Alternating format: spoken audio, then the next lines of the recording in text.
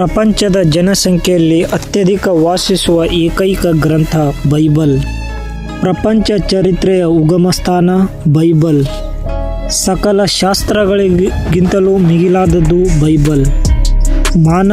ಮಾನವ ಜೀವಿತವನ್ನು ಪ್ರಭಾವಗೊಳಿಸಿ ಎಷ್ಟೋ ಮಹನೀಯರಿಗೆ ಮಾರ್ಗದರ್ಶನವಾಗಿ ನಿಂತದ್ದು ಬೈಬಲ್. ಭೂತ, ವರ್ತಮಾನ, ಭವಿಷ್ಯತ್ ಕಾಲಗಳನ್ನು ತಿಳಿಸುವುದೇ ಬೈಬಲ್. ಪ್ರತಿ ಜೀವಿ ಜನನ ಮರಣವನ್ನಷ್ಟಲ್ಲದೆ ಮರಣದ ನಂತರ ಸಂಭವಿಸುವ ಸಂಗತಿಗಳನ್ನು ತಿಳಿಸುವುದೇ ಬೈಬಲ್.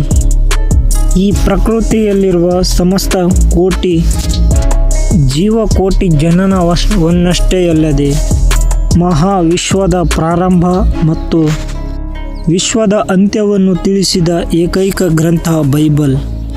ಇಷ್ಟೊಂದು ಅಮೂಲ್ಯವಾದ ಬೈಬಲ್ ಹೇಗೆ ಬಂತು? ಯಾರು ಬರೆದರು? ಯಾರು ಬರೆಸಿದರು? ಇಷ್ಟಕ್ಕೂ ಬೈಬಲ್ ಅಂದರೆ ಏನು? ಬೈಬಲ್ ಅಂದರೆ basic information before living earth, ಅಂದರೆ ಭೂಮಿಯನ್ನು ಬಿಟ್ಟು ಹೋಗುವಷ್ಟರಲ್ಲಿ ತಿಳಿಯಬೇಕಾದ ಪ್ರಾಥಮಿಕ ಸಮಾಚಾರ ಎಂದು ಹೇಳಬಹುದು. ಬೈಬಲ್ ಅನ್ನುವ ಪದ ದಿ ಬ್ಲಾಸಿಂಗ್ ಎಂಬ ಗ್ರೀಕ್ ಪದದಿಂದ ಬಂದಿದೆ.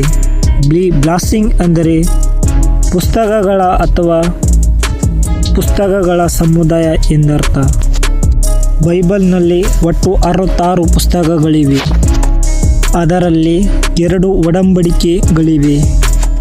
ಒಂದನೆಯದು ಹಳೆಯ ಒಡಂಬಡಿಕೆ, ಎರಡನೆಯದು ಹೊಸ ಒಡಂಬಡಿಕೆ. ಮೊದಲನೆಯದು ಹಳೆಯ ಒಡಂಬಡಿಕೆ 39 ಪುಸ್ತಕಗಳನ್ನು ಒಳಗೊಂಡಿದೆ. ಎರಡನೆಯದು ಹೊಸ ಒಡಂಬಡಿಕೆ 27 ಪುಸ್ತಕಗಳನ್ನು ಒಳಗೊಂಡಿದೆ. ಬೈಬಲನ್ನು ಸುಮಾರು 42 ಭಕ್ತರು ಬೇರೆ ಬೇರೆ ಕಾಲದಲ್ಲಿ ಪರಿಶುದ್ಧ ಆತ್ಮನಿಂದ ಬರೆಸಿದರು ಅಥವಾ ಬರೆದರು.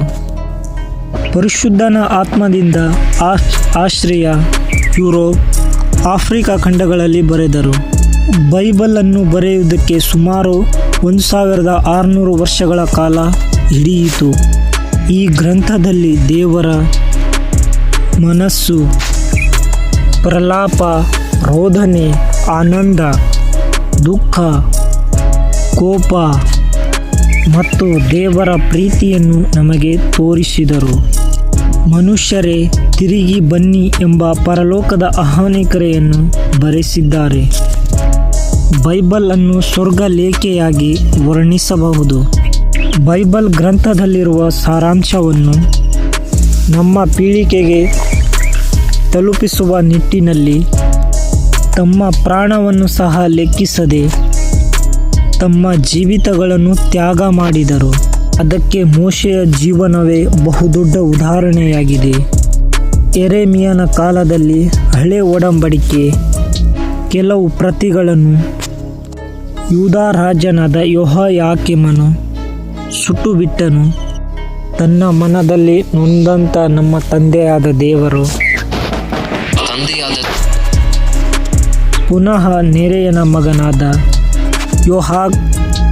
ಬಾರಾಕನಿಂದ ಬರೆಸಿದರು. ಯೆರೆಮೀಯನ ಮಾತುಗಳ ಮುಖಾಂತರ ಬರೆಸಿದನು. ಜೆಬೆದಾಯನ ಮಗನಾದ ಯೆಹೋವ ಬೈಬಲ್ನಲ್ಲಿರುವ ಯೆಹೋವನ ಸುವಾರ್ತೆ, ಯೋಹಾನ ಬರೆದ ಮೊದಲನೇ ಪತ್ರಿಕೆ, ಎರಡನೇ ಪತ್ರಿಕೆ, ಮೂರನೇ ಪತ್ರಿಕೆ ಜೊತೆ ಪ್ರಕಟಣೆ ಗ್ರಂಥವನ್ನು ಸಹ ಬರೆದರು. ಆತನನ್ನು ಎಫೆಸದಲ್ಲಿ ಬಂಧಿಸಿ ರೋಮ ನಗರಕ್ಕೆ ತೆಗೆದುಕೊಂಡು ಹೋಗಿ ಅಲ್ಲಿ ಕುದಿಯುವ ಎಣ್ಣೆಯಲ್ಲಿ ಹಾಕಿದರು. ಅವರಿಗೆ ಯಾವ ಹಾನಿಯೂ ಆಗದಿರುವುದನ್ನು ಕಂಡು ಟರ್ಕಿ ದೇಶದ ಸಮೀಪದಲ್ಲಿರುವ ಪದ್ಮೋಸ್ ದ್ವೀಪಕ್ಕೆ, ನಿರ್ಜನ ಪ್ರದೇಶವಾದ ಪದ್ಮೋಸ್ ದ್ವೀಪಕ್ಕೆ ಬಹಿಷ್ಕರಿಸಿದರು.